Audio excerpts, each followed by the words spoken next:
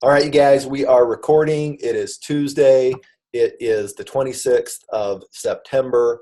It's a beautiful day. There are snow in the mountains in Utah, and it is just a good day to be alive. And I'm very excited for us to have Kim Lima be on our hot seat today. So I'm going to turn the time over to her to kind of overview the things that are working for her and her business and the nuggets that she has for us. And then we'll, go into the discussion, Q&A, and discussion from there. So, Kim, take it away. All right. Thank you. So it's interesting when somebody says, hey, what's working for your business? And the same month, two of your leaders leave. But actually, that's working for my business. Sometimes the things that, like, you're so stuck in your business and you're so stuck in your team, and it's like the one huge thing that's like right in front of your face and you don't even realize it. And for me, I started to really just pay attention to what was going on. And what was going on in my team was there was a divide. There was a group of women who truly believed in our mission of supporting women and being everybody's cheerleader and recognition and all this other stuff. And then there was another set of women who kind of had the mean girl syndrome. And the problem with that was that they were the faces of my organization. Even though they had fallen in rank, people who came into the business started to think like, oh, well, she's the 4-star, she's the 3-star, and they're never posting, like, when a new coach is welcomed into the group, they're never like, hey, welcome, or they're never like promoting their own coaches like, hey, I saw that post, that's awesome. And Craig kind of was like, you need to pay attention to what you're watering. And I don't know if it was that what I was watering, but I was just being complacent is what I was. And I think because of going through cancer last year and honestly just kind of keeping my own head above water, I really didn't feel like I had it in me as a leader to kind of take that on, even though I knew it was something that needed to be taken on. And what happened before these leaders left is I started to make these small groups. And I made this one group and it was called like Good Vibes Club. And I really just wanted to take my coaches who truly believed in supporting one another and being everybody's cheerleader and put them in a group. And, what's funny is that, one of my closest friends is also one of my leaders who didn't leave. And she's been in my ear for like a year about these things that I didn't want to see. And she said to me, she's like, don't you think it's strange that you need to create a separate group of people who want to support one another and that can't go on in the team group? And I was like, shit, she's right. And so what happened was, I started doing these affirmations in the morning, and I realized that because I was doing those affirmations of how I wanted my team to really go on, that these two needed to leave.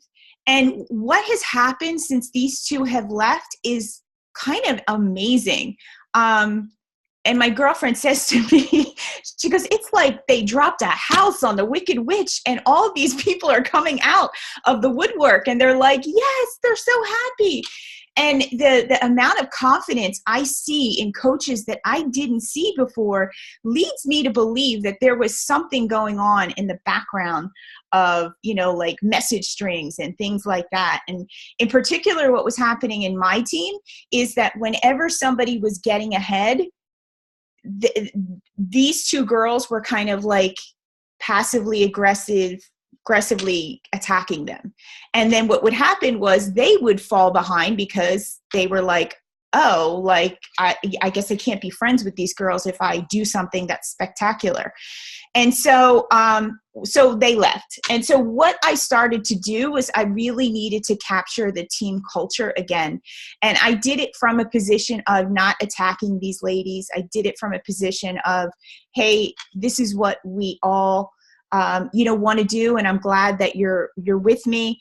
And we started doing team like hashtags. And so like every day I would go into the team group, and I would be like, all right, girls, I want you to tell me somebody you admire in the group. And then they would post that, and then they would tag all these different people. And then the next day I would be like, all right, girls, I want you to talk about the community. I want you to talk about why the community is so important. And I want you to tag whoever you want to tag. And it just became this thing that got bigger than all of us. And what's amazing is that my coaches who never understood how to explain coaching, never understood how to recruit, were naturally doing it. And it was funny because it was the same week that Jamie Shepard did that call about it really is the basic human behaviors as to why people want to join Team Beachbody. And so that was a huge thing. Another thing we did is we wrote out a mission statement.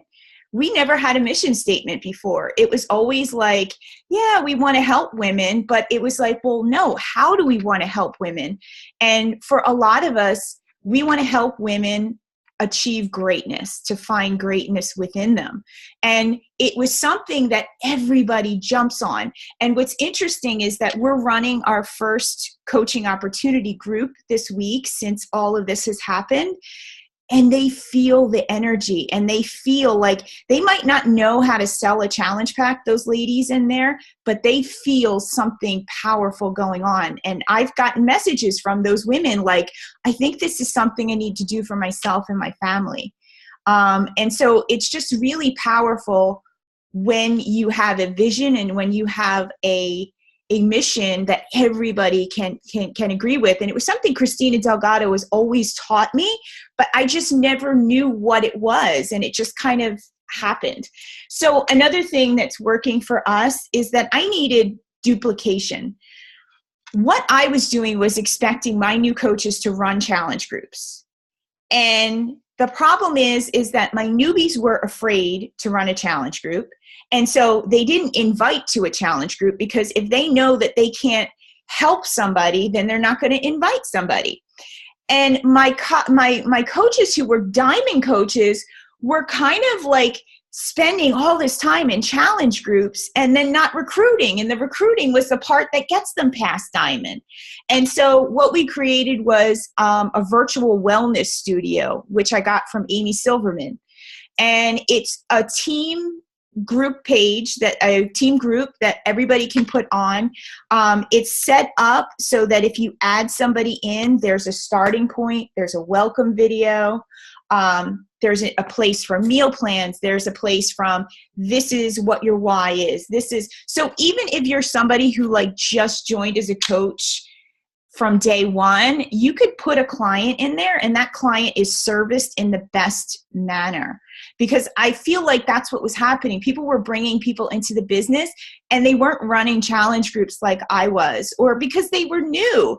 And then they were running challenge groups with maybe 3 or 5 people and it was crickets. And so nobody was like getting this whole community thing in those challenge groups. And so what's been amazing is that this virtual challenge group has really become a safe place.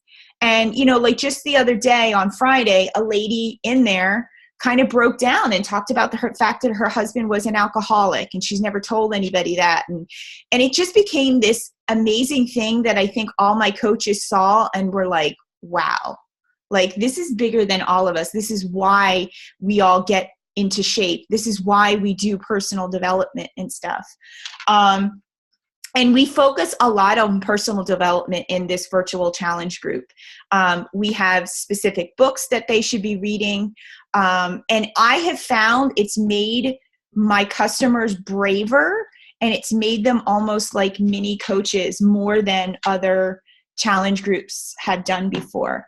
And also what's good about having this virtual challenge group is people can only add people on the first Monday and the third Monday. And so it's not like people just get added whenever. It becomes a day where people show a picture of their person and like, hey, you know, Tammy's ready to join us or whatever. And so it's almost like every 2 weeks, everybody gets like a clean slate. So maybe they didn't do well the first 2 weeks, but maybe this time, you know, they'll jump in there. And the last part that's been good is that we've been able to feed our new coaches scripts for this, joining this group. Like, why should they join this group?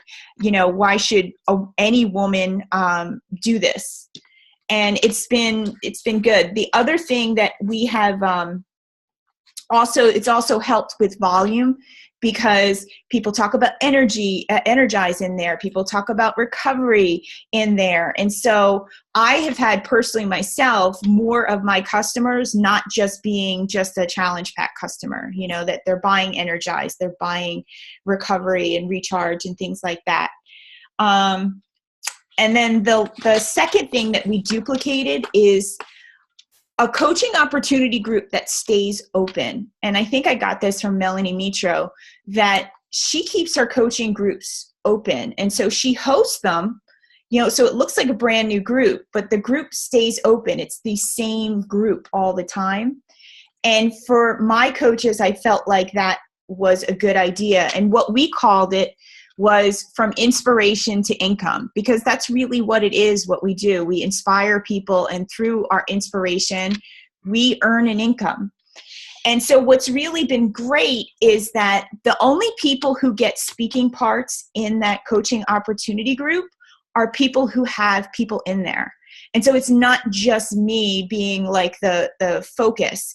It's myself, but it's also, okay, 5 of you have people in there, so you guys are going to help me. And so it becomes almost like a teacher, like I do, then you do. And so I do the first video, like yesterday was my story, how I fell into coaching. And then so they all did their story. Today it was how I do my life, and I also run my business, how I just naturally used my life and do my business along with it. And so those coaches now do their video from their perspective, because they're a teacher. One is a single girl, 25 years old. How does this coaching thing look in their lives? Tomorrow will be about how they earn. And I'm going to particularly want my coach to talk about like what that income was like in the beginning, because people can't wrap their head around like, oh, I made $260,000. But I think that they can wrap their head around the fact that what it's like to not hide shopping bags from your husband, what it's like to be able to go to Whole Foods and not have to worry about what you buy, what it's like. I have some coaches that would tell me that they were able to put gas in their car on the weekends and take their kids somewhere because of that coaching business. And so I think those stories are really important. And so this coaching opportunity group not just becomes a recruiting tool, but it becomes a teaching tool to my new coaches as to what recruiting looks like. What do we talk about? What's important? And then they also see us loving on each other, and it just works out that way. And so for us, our coaching opportunity groups are always going to be run the last week of the month, because usually our challenge groups start in the first week of the month. And so it allows those people who have been customers to kind of get used to a challenge group. And then it just becomes easier in the challenge group to be like, hey guys, we're running this group. You can easily join us. And then it becomes a conversion tool for a lot of my coaches. The third thing that's been working good for me is, and none of these are my ideas. I basically take other people's ideas and implement them. But so I made some message threads. So I have my personally sponsored diamonds I had because I inherited all my leaders. Their people didn't go with them. Their people actually stayed. And so I needed to create some sort of bonding. And so it actually turned out to be a joke. But it really bonded all of us together. And so it just becomes this really cool place where people can not vent, but people can be, share their frustration, share their wins, share their, what's going on and that kind of stuff. I made a group called Diamond Climbers. And so those are my girls who are really close to Diamond. And what's funny is that this little group, they're all over 45, 50 years old. And so it kind of worked out that they're all in the same place in life too. So they've kind of made a nice little success club group. And then I made one, talk about self-fulfilling prophecy. I made a group for my diamonds who have fallen, but actually want it back. And I called it Strong Diamonds. And they actually said to me, they were like, you know what? I love that name, you know, because that's what they want to do. And I would have to say that the couple that are in there have actually regained their diamond and regained it in a way where they have people working the business, not just like a skeleton. And then I have my newbie coaches that I kind of try to put together every month so they kind of stick with each other and kind of have some friendships. At least they can tag each other and post stuff like that. So what clever name did you give that one? Don't tell me newbie coaches. I did call them newbies. That's the name of the group thread, newbie coaches? Newbies. Yeah, newbies. Like newsies, but newbies. Okay, fine. Newbies. I guess I wasn't creative for that one. And then I've really been mentoring once a week my coaches who want to build to 2-star and above. And mentoring has been like a challenge, like not a challenge in a bad way, but like really truly mentoring people in the right way.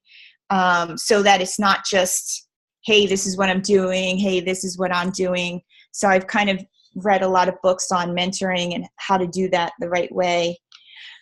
And then the fourth thing I can talk about, and then the fifth thing I've done is recognition, but making sure that recognition is not just volume and performance-based, but action-based.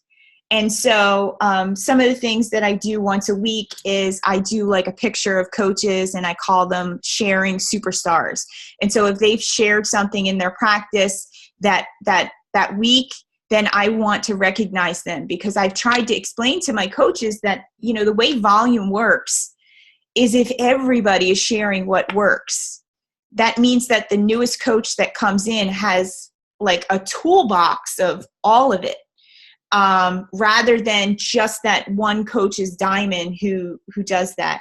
I just kind of like, so when somebody shares something really cool in the group, Courtney, I just like write it down in my notebook so that I kind of remember it. So it really is subjective. So because somebody could have shared something that was awesome and maybe I missed it or whatever. But another thing I do is called Coaches Taught. Hey, Kim, hold on. I want you to pause on that last one, because I want to say you and I talked a lot about that in, again, not just recognizing milestones, but it was like, Kim, what behaviors do you want your team members to do? Like, what behaviors do you want them to have? Those are the things that you need to recognize. So it may not be a milestone. It may not be like trackable in Coup, but if you see a behavior that you say, that's a great thing, that was a great activity, or that was a great post, or that was, you know, you're recognizing the behaviors that you want them to duplicate, boom, recognize those things, water those things, and then you'll see duplication of those behaviors within the team. So anyway, I'm happy to hear that that's working well for you. And in my personally sponsored coaches page, this is where I do a lot of this, and it's called Coaches Caught Being Courageous, because it really is courageous when you put your before and after picture out there. It really is courageous when you, share something vulnerable. And that's the kind of things that makes my coach's business grow. And so I wanted to recognize them for that, because they might not hit Success Club, whatever, that month, but they did at least their before and after picture, and they did their coming out post, because I had a lot of coaches joining me and just not doing anything. And so I needed to recognize like people actually doing things. And so that's the recognition. I do that. We also tell them to tag each other. And this is what I kind of explain to them, because I think a lot of coaches are like, well, I don't want to post on her stuff because then all my friends see her stuff and then they're going to pick her. And so I've really tried to teach my coaches that, you are unique, and that your people are your people that are they're meant for you. They're coming for you. If you tag another coach or whatever, it really simply shows the world that you're another woman supporting another woman. And that is kind of the thing. And so they tag each other a lot in posts and stuff that really kind of works.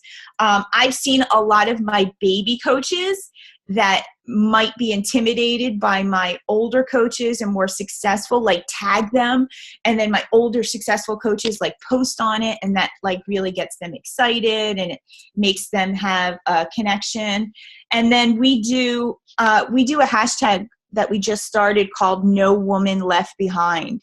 And it really has to do with our mission statement that no woman should be doing life alone, that no woman needs to be perfect and be living a life that's not fully authentic. And so I think everybody's really loved that. And when they do authentic posts and share who they are, they kind of use that hashtag No Woman Left Behind. And that's kind of like what our recruiting thing is now, that, you know, like I've kind of instilled in my coaches, and not instilled in them, like they agree that recruiting really is about no woman left behind, that every woman needs a strong organization. Every woman needs a strong financial future. So that's what's working for us. Well, thank you, Kim. That was excellent. Would love to hear any questions or additional commentary from the group if anyone has anything.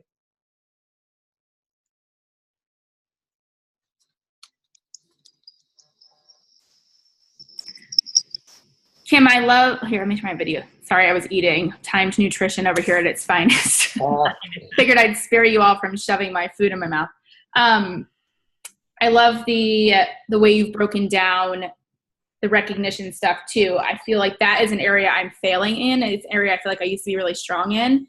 And I think my biggest struggle is where to add value. You know, like I've got my PS coach page and I've got my team page, and I'm just really, I never know where to add value, because I feel like the more places I post, the more overwhelmed my team just becomes. So I just don't know where to pull stuff. But I love how you broke that down. So thank you. For me, I feel like the most effective place that I can be is my personally sponsored coaches. So it's kind of like building strong roots, because if they see the way I recognize, that means when they have a team, they're going to recognize that way. Whereas I feel like my team page, I keep trying to grab the people who don't have a strong leader and stuff. And so I feel like I'm more effective with people who joined me for this business in that respect. That's how I kind of figure it out. That's helpful. Thank you.